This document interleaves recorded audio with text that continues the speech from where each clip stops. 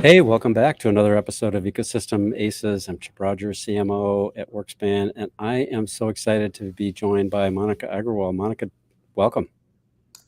Thank you, Chip. Thank you for having me here today. Yeah, so Monica is Vice President of ISV Build Ecosystem and Technology Partnerships and at IBM, and long career at IBM doing a lot of different roles, but this is just a really exciting role. We talked ahead of time preparing for our conversation today, and Monica and her team are responsible for working with ISVs and helping IBM ISV partners work with IBM, build joint solutions, bring them to market, and all those things. So those are some of the topics that we're going to talk about today, and I'm just excited to jump in. So Monica, welcome. Thank you, Chip. Great to meet you. Yeah. So Monica, why don't we start there? If you could talk a little bit about, let's just start. Talk a little bit about your current role, what you and your team are up to at IBM. Yeah, so Chip, lead as you said, the ISV ecosystem business for IBM. And I'm also responsible for technology partnerships and software OEM partnerships. And let me unpackage, some of those roles that I have. So when you look at the ISV ecosystem, it's all about working with partners like ISVs, like MSPs or MSSPs. And in IBM ecosystem, we call working with these partners as build motion because it's all about how do we really help these partners embed, let's say, IBM software into their commercial solutions that the partners then take to market. And I think this represents really a large opportunity for IBM to expand our consumption of hybrid cloud and AI solutions. For example, 65% of enterprise workloads are really through third party software providers. So helping the partners win in the market is really, really key for us.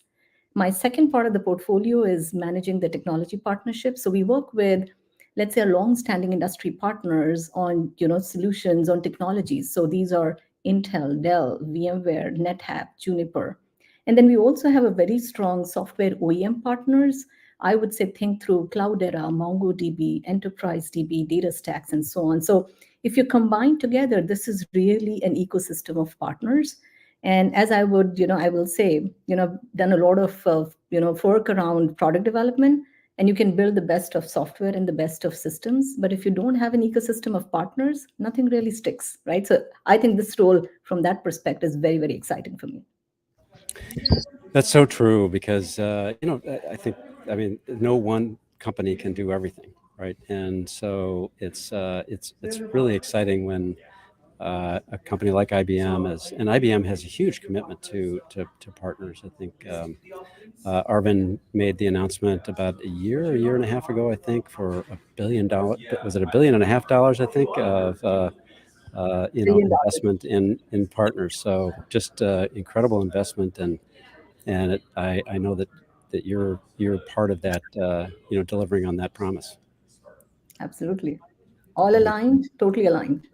Yeah. So, Monica, you've had a number of different roles at IBM, and maybe could you talk a little bit about sort of how your previous experiences have shaped how you're working with how you're running your team and working with ISVs for with IBM. Yeah, I think that's a really interesting question. I'm sort of an outlier sitting in ecosystem here because I come from decades, I would say 2.5 decades of product development background. And it was interesting having to be a mainframe application developer, which was actually outside of my IBM experience. And then coming and, working in different companies on doing ERP development to Oracle databases to, Java development and so on. So when I look across my experience, Chip, one of the things I found is I've been on both sides of developing the software and actually also went on the other side, which I would say is a little bit of a reverse cycle to go and understand how chip development happens, right? How do you develop operating systems? How do firmware gets developed? How does a value added software on top of that comes in? And I would say if I were to net out that entire experience, for me, the biggest learning was around creating an outside in experience of software development, which is, customers are really the driving force behind business success. And the best software is about delivering customer value. And not only that, exceeding the customer expectations that then leads to customer delight. And I remember, being a development leader and going with sales teams and say, I want to learn, how to do sales calls, right? And they were really surprised. But eventually, it was all about understanding what is driving the customer to buy a certain product or a service. And my big learning to back to the development teams was that if you're developing, let's say, 10 feature functions, but if really there are three that matter to the client, your return on investment is 30%. So focus on those three because the rest of the seven don't count. So I would say that was my first big learning of outside in development. I Yeah. think, my other stronger belief has been that, you have to have an ecosystem of partners. As I said, you have to make sure that it's sticky because they are the ones who become a force multiplier route to market for you. And so when I took this role, the question for me really was around what kind of experience, what kind of journey do you want the partners to experience, where you not only help them differentiate with technology today, but also help them time to value and make this really an aha moment for them. So I think leveraging from a lot of those backgrounds around working with clients, taking requirements, understanding how you pivot the development teams in from an outside in experience actually helped shape a lot of the experience that I'm trying to embed right now in this current role. I love the fact that coming from a development background, and while you were in an engineering role, that you felt the need and took action on, you know, uh, connecting with customers and saying, "Hey, I want to talk. I want to understand," because I think it's so important because it also helps build it helps build empathy for the challenges that customers have, and you hear it directly from it. So there's nothing more powerful than hearing it directly from a customer, about the challenges that they have, and as they tell their stories, it like sticks in your Yes. mind, and you want to try and help them solve their challenges. Oh, I will actually tell you for an engineer, so I'm an engineer at heart, it is always great to look at architecture diagrams, peel the layers of the onion. But I think it's very, very important for you to have and develop that business acumen of what are you really trying to develop this for? What's the end goal? And what is happening on the other side of the table? It's very interesting to go develop the product and throw it on the other side of the fence to the seller and say, go sell it, right? But you got to go and find out how hard that job is. And for me, if I didn't complete that cycle on being on the other side, I don't think I would have just done justice to my job. So it was like curiosity kills the cat. Let me find out what happens on the other side is what drove me to go talk to the clients and say, is that really working? Am I developing the right products or is it absolutely not working? Yeah, that's tremendous. So I know you spend a lot of time with a lot of different partners through in different geographies, and because you have a global role. What are maybe you could talk a little bit about some of the common themes that you hear from partners, similar to how you in your engineering role wanted to talk to customers. What are you hearing from partners that has helped shape the IBM ISV program? Yeah, when I took this role, I went around talking to hundreds of partners. And in a global role, you have responsibility for all the geographies. So, talking to partners in Americas or Europe, Middle East, and Africa, or Japan or Asia Pacific. And I think there were very common themes across. With the some very significant events that have happened in the last 3 years, 10 years of digitization really happened in the last 2 years. And almost every single enterprise has accelerated their digital transformation journey. And all of this was driven by the great digital shift. There was growing complexity, there was attrition, there was skills gap.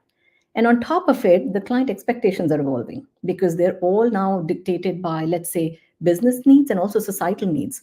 They were demanding, actually, not even looking, they were demanding for more specialized solutions and services. They wanted it faster, they wanted it more efficiently, and they also wanted it very personalized according to their preferred way of engaging.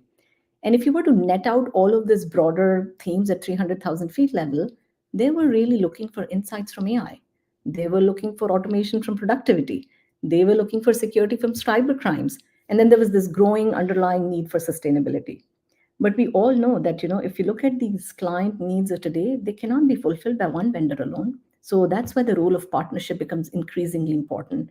So when we, look at the IBM ecosystem, it's really around five components. You are looking at how it's data driven, how is it secure? Is there automation? Is it going to help modernize the client? Is it going to help transform the partner? And you really want to create a very differentiated architecture that enables both IBM and our ecosystem of partners to accelerate that client's journey and help them capture that $1 trillion hybrid cloud and AI market opportunities, right? If you look around today, the partner ecosystem actually has become one of the most powerful forces in technology and a growth engine for business. And Arvind, when he took the leadership, for IBM company as a CEO, president, and chairman, he has been our biggest champion to reinforce that we will need the help of our partners because we will not be able to go directly to all the end clients. And if we want to increase the number of our end clients and we also want to increase our wallet share, we have to make sure we provide the best outcome for them. And that's why this whole powerful partner ecosystem, which we call as IBM ecosystem, was born last year. Now, if I were to unpack the IBM ecosystem, it's nothing but a network of tens of thousands of partners of all types: digital marketplaces, developers, either it is your hyperscalers, it's your GSIs, it's your ISVs, it's your resellers, and everything in between, right? So that's the purpose and value of an ecosystem. But our whole idea when we started around this ecosystem was to really center it around a very shared vision for the future, for partners, and for end clients. And Mm. so we are transforming that whole IBM ecosystem to really be a growth engine for the company, both for the partners. So we are very uniquely positioned to capture that opportunity. There were, a very interesting set of themes that emerged when I talked to the partners. One of the biggest themes was they were all looking for not just technology, which a lot of companies had, but they also want a very frictionless and seamless partner experience that helps them win with their clients. So when we started designing and putting pen to paper, we actually came out with IBM Partner Plus in January of this year. And our entire design point was around a very simple and a transparent experience that puts partners first. So that was one. The second trend that we heard was, we are in one of those rare moments, I say, in history when a new technology innovation like AI arrives that just radically transforms the business and society, right? Yeah. It was almost as if, talking to partners, and I'm interested, you're right now in a conference there, it was almost like a significant fear of missing out on AI, right? Have I jumped onto the train? Do I even need it? Where do I start with it? I remember one of the partners, telling me, I started developing AI on my own a few years back. Now I'm burning so much cash that it's just not sustainable. Mm. Another partner said, I hired a data scientist and I hired an ML ops engineer. And not only it's harder to hire, it's more, it's been harder to retain them. So we're starting to see partners overcome with burning too much cash, with skills shortage, development costs going up, but they still want to come out with innovative solutions. So those are a couple of trends that we saw in terms of what the partners are experiencing. Now, let me share a little bit of how we structured that approach of how what can we do about what the partners are seeing, especially on AI. When we talk to the partners, we said, how about we look at, and we have lots of offerings from a data and AI perspective. We said, I think what the partners need is an embeddable AI portfolio, which is not an offering, but really a portfolio of offerings which brings the best of IBM and the best of open source that helps them reduce development cost and also helps them build AI software at a very fast rate and pace. So we launched, a bunch of offerings that we had, which are all around use cases, whether it's expert assist, whether it's voice of customer, whether it's conversational AI, whether it's observability, whether it's, let's say, a partner wants to do predictive maintenance. So we came out with a lot of those offerings, as we talk to the partners to help speed up their differentiation and time to value. And you're right now, you would have already heard beginning of May, we announced that IBM Watson technology will be embedded into SAP solutions to provide new AI-driven insights and automation to help accelerate their innovation, which helps them, create a very simple user experience journey across their SAP solution portfolio. So that's been a whole big tailwind because it has, it's really helped the partners think through, am I going to build AI or am I going to buy AI? And I always Mm. ask partners to think about three things when they think about that. I said, do you think you have the capability to continue decades of continued and persistent investments over the years? Second, do you think you will have skills? And third, do you think you will be able to bring every single industry expertise, especially if you were a very horizontal industry agnostic partner? And if your answer is no to any of these, then I think you should look at partnering with us on an AI journey versus trying to do everything yourself, which may not be your core competence, right? But you may be swinging around the fences. So those are a couple of examples that we've seen and observations in talking to partners. Really interesting, Monica. And IBM, gosh, with Watson was very early Yes. in the whole AI. And I know that with ChatGPT and those kinds of things, it's sort of like got everybody's attention. But there is a lot of work that's being done, and especially around business applications for AI. And IBM is has been a leader in bringing those to market and building the underlying technology to make that all happen. Oh, absolutely. In fact, I'll share an example. One of our Dallas-based partners, Krista Software, they tapped into IBM Watson to help mobile security clients Imperium because they wanted to automate its entire scheduling and deployment process in less than 2 months. So Krista's platform, they use machine learning and Watson NLP from our embeddable AI software portfolio, and they help Imperium release deployment updates faster so that they could address the human error and regulatory requirements, and it could also improve their efficiency and reduce risk. And across their entire collaborations, Imperium was able to reduce a 4+ hour manual process to minutes, which Wow. which led to a lot of, I would say, three-digit savings, right? But also empowered their engineers to focus on what they do best, which is developing secure software for clients. And you probably heard last week at our IBM Think conference, we announced Watson X, which is a platform for AI and data. And one of the partners that I was talking to actually mentioned this. I wish I had recorded this, which was, I'm looking for AI that's trustworthy, that's enterprise Mm, grade, that's right. explainable, right? It helps me not only train and validate and tune and deploy my models, but I also need data lake, but I also need governance. And that completes the 360-degree loop because in Hmm. my we are in an era which is all about AI for business, right? So that's where we are today. Yeah, that's tremendous. So with partners, then how to talk a little bit about, or let's just how does IBM work with partners on co-creating solutions and putting, because IBM has incredible technology, your partners have great technology, and how do you bring the two together, programatize that, and bring those solutions to market? When we started creating the build journey, we said, there are really two portions of this part. How do we help partners create solutions with us? And then how do we help to go to market, right? So to Mm, your question on how do we help co-create, we looked at the spectrum of partners that we're going to help. And we said we have startups, we have white space ISVs, we have medium ISVs, and we have large ISVs like SAP, right? And we said, how do we need to help them build solutions and go to market faster? So one of the things that with a very specific focus we designed was around new partners. Because sometimes partners can think IBM as a big enterprise company only has solutions of big enterprise partners. But we are catering to every single partner from data and AI to automation to security and sustainability solutions. So we said we launched something called as an IBM New Partner Accelerator as part of Partner Plus. What that does is it provides onboarding, it provides training, it provides benefits during their first 6 months in the program that allows them to develop solutions faster. mm, We also help them, for example, they could leverage cloud credits to easily evaluate an IBM technology and test integration with their solution. We've now made no touch trials available where could they just go and explore new trials and demos on IBM product pages.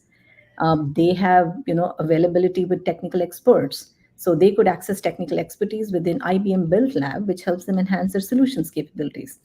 We offer them investments which allows them to use more cloud credits, technical resources, or anything that they need to support their new development efforts or migrations.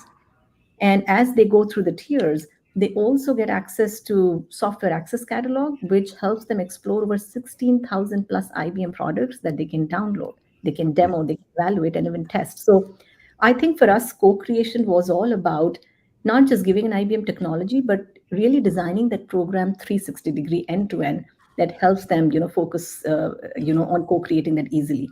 One of the examples I wanted to share was a great partner is Equibot. Now, it's an IBM partner that develops intelligent financial technology. So think of them as a portfolio as a service platform that is helping institutional investors make smarter decisions. So they worked with us and leveraged our AI technologies to launch something called as first of a kind AI powered US equity index. I think they call it AIPEX or APEX. And that uses Watson technologies to uncover new investments. mm, mm. Since they have launched that, they have realized, I think one of their clients was HSBC, and HSBC had realized more than $2 billion in sales linked to AI packs, and their total return on strategy has outperformed the S&P 500 by three-digit percentages over the last 10 years. So they Wow. leverage lot of our benefits. Mhm. We gave them cloud credits, and as a startup, even small amounts matter to them. So helping them win in the market by co-creating and creating those solutions with them jointly was really our mantra. Well, that's amazing. And where do ideas like that come from? Are they coming from, and maybe it's all of the above, but it's is it typically coming from IBM, from your partner, from customers, from the sales organization? How do you sort of, where do the ideas come from, and how do you collate through and prioritize and all of that? I think I use the outside in development, which is what do you need as a partner from us? Where can we help you? Yeah. There are partners who've come and shared, hey, I need investments. There are partners who have come and shared, I don't have a cloud strategy and I'd love to go on IBM Cloud. Can you help me with cloud credits? So some were, I would say, crowdsourced from the partners. And a Mhm. lot of that were crowdsourced internally in terms of how our programs have been in the past, what has worked, what has not. And eventually, if they have a segmentation of clients that they have to target, how can we design, take those requirements and just focus on the details, right? So Yeah. I would say it was a crowdsourcing from our partners internally, talking to our geography leaders, talking to our end clients, and Yeah. say, when you go and talk to your partner, what do you expect out of that? So I think it's all of the above, Chip. That's all. So, okay, so you're building solutions together with partners. You created something, or they've created something. You co-created, right? You co-created some new technology that's going to help your shared customers. Let's talk about how do you help your partners go to market with the IBM sales team, with their sales team, on marketing activities, co-selling. How does that let's talk a little bit about that motion at IBM. Oh, yeah. One of the most important pieces. Every time I open a conversation with a partner, they do understand that eventually we will do the embed portion of IBM technology into their solutions. But their most important piece that they are really on the table to discuss is, hey, help me to go to market. Because I think go to market really becomes a force multiplier and the flywheel engine of growth for them. So let me talk about a couple of things. So, as part of our demand engine, we offer partners access to, let's say, an IBM My Digital Marketing platform. Think of it as a free of charge end-to-end marketing platform that enables our partners to plan, to execute, to manage sophisticated digital marketing campaigns without investing in the required tech stack. Now, these campaigns can be either completely built from scratch by the partner, or you could even base it on many of the customizable IBM assets and campaigns that we have. So in this way, we are really intending to enable our partners to unlock a very sophisticated digital marketing stack, which unifies the messaging, improves the overall quality, and impacts them for their joint execution. Because I think that's what they don't have, and that's where they're looking for help. So that's on the marketing piece. Some of the other pieces that we got as feedback, where we said we have to really double down on this because we didn't have that muscle before, was how do we offer the whole idea about incentivizing IBM sellers to go sell our partner solutions, right? So we have a partner advocacy program where IBM sellers are motivated to not retire their quota, but they also get paid for it, right? So that's another program we introduced, and at a certain tier level, partners become eligible for that. Mhm. We Yeah. actually went a step further and we said, how about we expand the reach of partner solutions to new clients and we maximize the market opportunity, right? So what we did is we said, you know what? Just like we used to have client success managers or customer success managers, I Mhm. think ISV success managers, right? So that's a role that we specifically crafted where an ISV success manager works with the partner and they do a very good due diligence around joint go-to-market planning. What is your target market? What kind of end clients you're focused on? Then they look at the IBM enablement part. They look at lead development. They connect IBM client teams to the build partners, right? We've seen a whole big focus around it. In fact, I remember last year, one of our partners was trying to develop a connected security solution, and they had an IBM component inside their overall solution. When we closed the deal, the partner brought about 18 leads to the table, and the IBM client team brought about 10 leads. And I Mhm. imagine on one solution, there are about 25 leads that the partner and the client teams are working together to go. So that's why I call go to market really a force multiplier and a flywheel engine for growth. That's fantastic, and I love this concept of a partner success manager, sort of borrowing from the customer success manager concept, and having a full life cycle of someone that's really involved in helping your partner be successful, but that helps everybody be successful, right? IBM as well. Absolutely. Yeah. So this has been fantastic, Monica. I really appreciate you taking the time and sharing your thoughts about partnering and your experience with IBM. Maybe just another question, one last question. I'd love to, have your thoughts about, working with partners earlier in your career, even, but now and having and managing partners for quite a while. Any learnings that you've had that you would want to share? I mean, our audience is all partner people, and they love to hear from senior, successful partner executives like yourself. Anything that you would share that you've learned along the way? I would say lots of learnings. But if I were to pick, let me pick three of them that I've had over the years. I think the first I would say is create a wow experience for your partner.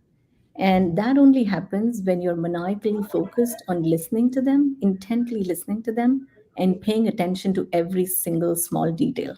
Because that's the difference between winning and losing.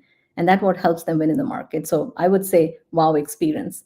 The second I would say is, as I was growing up, I moved around a lot of cities. And I would say, from my schooling, kindergarten to schooling, I changed about 9 schools in 17 years. So change is the only constant. So create a culture of agility and nimbleness that helps you learn and pivot at clock speed. So that's what I would say is the second one. Yeah. And I think third is one of my personal favorites. Former IBM chairman Thomas Watson Jr. knew, how important it was to work with people who question the way things are and challenge the status quo. And his view was that every business needs wild ducks, and in IBM we try not to tame them. So I would say make sure you have wild ducks on your team. That would be the last one.